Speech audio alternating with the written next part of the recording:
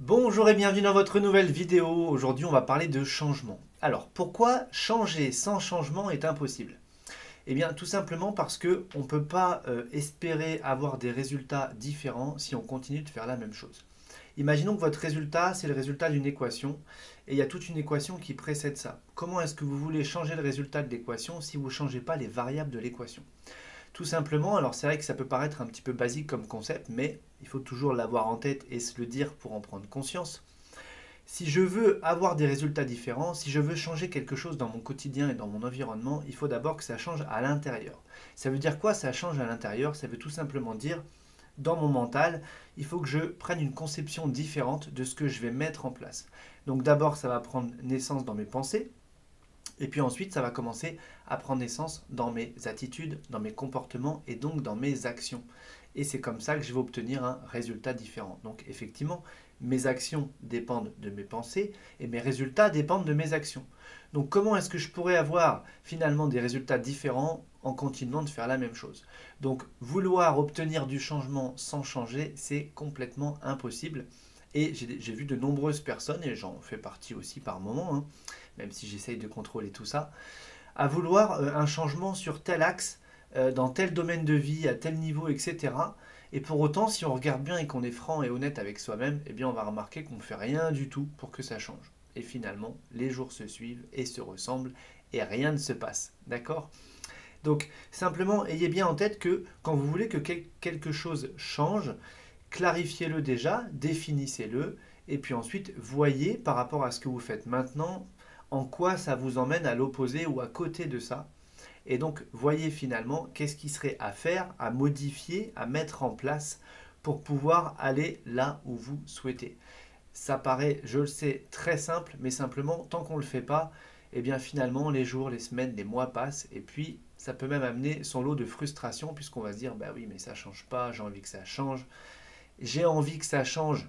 Ça, c'est le point de départ. Maintenant, qu'est-ce que je fais si je veux que ça change? Vous voyez ce que je veux dire? Donc, c'est là où se situe la clé de ce petit processus. C'est passer de l'envie à l'action. Et comment on va passer de l'envie à l'action? Eh bien, par de l'engagement. Et on va s'engager à mettre des choses en place. Alors, c'est pas toujours évident, c'est pas toujours facile, c'est pas toujours confortable, mais simplement, on va mettre des choses en place et c'est comme ça que ça va changer. Parce qu'on aura changé à l'intérieur, ou on aura changé, quand on dit à l'intérieur, même les actions que vous mettez en place, on va définir ça comme l'intérieur, même si ça paraît déjà être à l'extérieur de soi. Mais quand je dis l'extérieur, c'est vraiment le résultat, l'aboutissement de ce que vous voulez faire, de ce que vous voulez voir se modifier. Donc simplement, on va agir à l'intérieur pour que ça bouge à l'extérieur.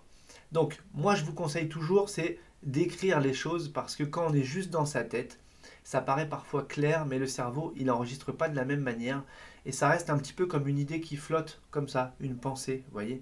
Alors que vous avez déjà remarqué, dès que vous écrivez des choses, ça y est, c'est concret. Votre cerveau, vu que vous l'avez écrit, vous avez fait appel en même temps au niveau du cerveau moteur et c'est encore plus efficace. L'idéal même, le petit truc, c'est d'écrire ce genre de choses, d'actions à poser, de l'écrire même en bleu.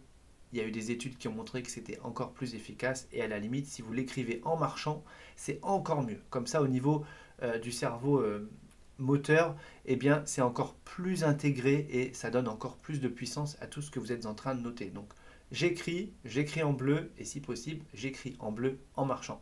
Et alors là, vous êtes sûr que vous avez fait les choses de manière optimale et vous allez voir que ça paraît pas grand chose et c'est ça que j'aime bien, c'est que parfois il y a des choses tellement simples, on ne le fait pas alors que ça produit un résultat qui est juste énorme au vu du peu que ça nous a demandé de le faire. Mais par contre, tant qu'on n'a pas fait ce peu, il ne se passe rien.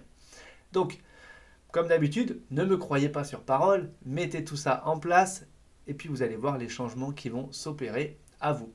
Voilà, eh bien j'espère que cette vidéo vous a plu, si c'est le cas, le pouce en l'air et on se retrouve déjà nous dès demain.